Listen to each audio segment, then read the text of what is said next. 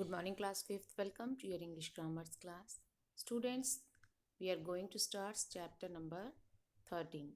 Okay, so today we'll start the class with direct and indirect speech. Direct and indirect speech. सबसे पहले look at the picture and read the sentence carefully. कि ये देखिए picture है, यहाँ पर ये जो पर्सन है ये कुछ कह रहा है. ठीक है, तो ये क्या कह रहा है? Honesty is the best policy he says. ये कह रहा है कि honesty is the best policy. अब इस बात को दो तरीके हैं कहने के. ठीक है, there are two ways in which we may report the words of speaker. कि इस बात को हम दो तरीके से कह सकते हैं. कैसे? Honesty is the best policy he says, कि ऑनेस्टी बेस्ट पॉलिसी है वह कहता है.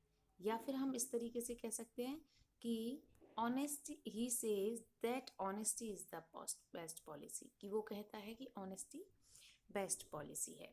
ठीक है, अब यहाँ पर देखेंगे कि जो स्पीच है वो दो तरीके की होती है बच्चों. डायरेक्ट स्पीच और एक होती है इनडायरेक्ट स्पीच. डायरेक्ट स्पीच में क्या है कि हम जो कोई किसी ने बात कही है ना बच्चों, उसको बिल्कुल उसी के शब्दों में बताएं, जैसा उसने बोला है एक एक वर्ड टू वर्ड हम वैसा ही रिपीट कर दें. और अगर इनडायरेक्ट स्पीच, अगर हमें उसके शब्दों में उसका मतलब हमें मीनिंग या उसका जो फीलिंग है वो एज इट इज़ रहे, शब्द थोड़े से इधर उधर हो सकते हैं. जैसे ही says that honesty is the best policy, तो मीनिंग वही रहेगा, उसका भाव वही रहेगा कहने का, लेकिन शब्द थोड़े से बदल जाते हैं. ठीक है, तो जैसे यहाँ पर तो उसके शब्दों को बिल्कुल ऐसे की ऐसे ही उतार दिया है. यहाँ पर हमने क्या किया है, देखिए इन्वर्टेड कॉमास हटा दिए हैं और ही सेज दैट कनेक्टर के कंजक्शन के तौर पे यहाँ पे हमने क्या लगाया, दैट लगाया. अब डायरेक्ट स्पीच देखते हैं. We put the exact words of a speaker within inverted commas. Inverted commas कौन से? ये जो लगे हुए हैं ना बच्चों, ये होते हैं इन्वर्टेड कॉमास. तो उसके शब्दों को जैसा किसी ने कहा है, किसी ने जो शब्द कहे हैं एज इट इज़ उनको इन्वर्टेड कॉमास में रख दिया जाता है. किसमें? डायरेक्ट स्पीच में. The speech is in inverted commas honesty is the best policy is called reported speech. ठीक है, तो ये क्या है? इन्वर्टेड कॉमास में जो है ये रिपोर्टेड स्पीच है. इसको क्या बोलते हैं, इस वाले पार्ट को जो डायरेक्ट स्पीच में बच्चों इन्वर्टेड कॉमास में बंद रहती है लाइन, वो होती है हमारी रिपोर्टेड स्पीच. और he says, he, she said, she says, ये सभी जो होती हैं ये रिपोर्टिंग क्लॉज होती हैं. क्या होती हैं? रिपोर्टिंग क्लॉज होती हैं, या रिपोर्टिंग वर्ब भी बोल देते हैं इसको. ठीक है, reporting clause tells us who spoke and to the home. और रिपोर्टिंग क्लॉज से क्या पता चलता है कि किसने कहा और किससे कहा. ठीक है, और रिपोर्टेड स्पीच में से पता चलता है कि क्या कहा. देखिए एग्जाम्पल देखेंगे. He says earth is a planet. He says earth is a planet, तो क्योंकि किसने कहा है? ही सेज, उसने कहा है, तो ये रिपोर्टिंग क्लॉज हो गया. और क्या कहा है? अर्थ इज अ प्लैनेट, तो रिपोर्टेड स्पीच हो गया क्योंकि ये इन्वर्टेड कॉमास में बंद है. ठीक है, R C means reporting clause, R S means reported speech, ये आपको भी पता है. अब देखेंगे Sunita says to them they are good workers. ठीक है, तो यहाँ पर ये क्या है? सुनीता सेज टू देम, ये है हमारी रिपोर्टिंग क्लॉज. ठीक है, दे आर गुड वर्कर्स, ये reported speech. Manish will say he is a nice fellow. Father said Manish is his brother. The sun is shining brightly, I said. तो ये क्या है?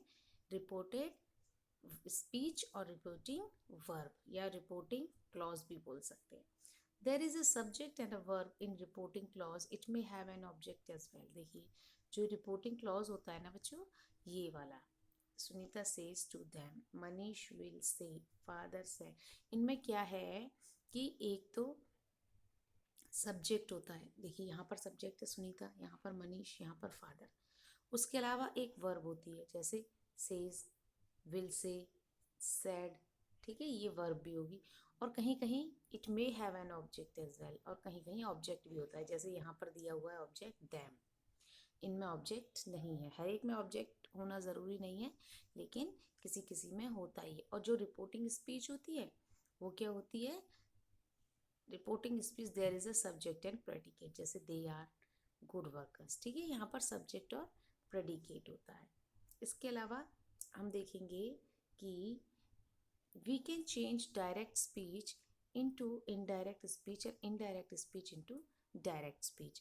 हम डायरेक्ट स्पीच को इनडायरेक्ट में चेंज कर सकते हैं और इनडायरेक्ट स्पीच को डायरेक्ट में भी चेंज कर सकते हैं।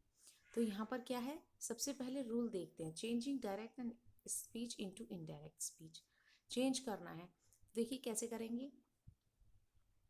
If the reporting verb is in present tense, says or will say, the verb in reported speech is not changed। देखिए सबसे पहली बात, अगर डायरेक्ट स्पीच का जो रिपोर्टिंग क्लॉज है, he says, father says, the teacher will say, the teacher, अगर वो प्रेजेंट में है या फ्यूचर में है, तो पीछे जो ये हमारी क्या दी हुई है रिपोर्टेड स्पीच, इसका टेंस कभी नहीं बदलता, यानी कि इसकी वर्ब में कोई भी चेंज नहीं आएगा, ठीक है। जैसे यहाँ पर आपने पढ़ा he says honesty is the best policy, तो he says that honesty is the best policy. Father says the boy was intelligent, यहाँ पर देखिए father says the boy was intelligent, केवल दैट लगता है।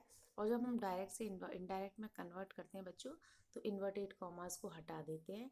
देखिए यहाँ कैपिटल में ऑनेस्टी लिखा हुआ है, हम यहाँ पर स्मॉल में लिखेंगे, और ये वाला कॉमा भी हटा के यहाँ पर दैट लगा देते हैं, ठीक है। इनडायरेक्ट स्पीच में हम दैट लगाएंगे, डायरेक्ट स्पीच में से दैट इन्वर्टेड कॉमा को हटा देते हैं, और पहला वर्ड जो है वो स्मॉल लेटर में लिखते हैं दैट के बाद जो वर्ड आ रहा है, ठीक है। अब ऐसे ही father says the boy was intelligent, देखिए यहाँ इनडायरेक्ट में कैसे चेंज किया है, the father says that the boy was intelligent, तो यहाँ पर देखिए इन्वर्टेड कॉमास को हमने हटा दिया है, और सेज के बाद क्या लगाया है, दैट लगाया है। और यहाँ पर हेल्पिंग वर्ब वॉज थी, यहाँ पर भी वॉज है, वर्ब में कोई चेंज नहीं आता है, क्योंकि जो डायरेक्ट डायरेक्ट स्पीच का जो रिपोर्टिंग क्लॉज है ना, वो क्योंकि प्रेजेंट में है, ठीक है बच्चों। तो ये आज के लिए इतना वीडियो को देखेंगे और अच्छे से समझेंगे, आगे रूल नंबर 2 कराऊंगी इसका।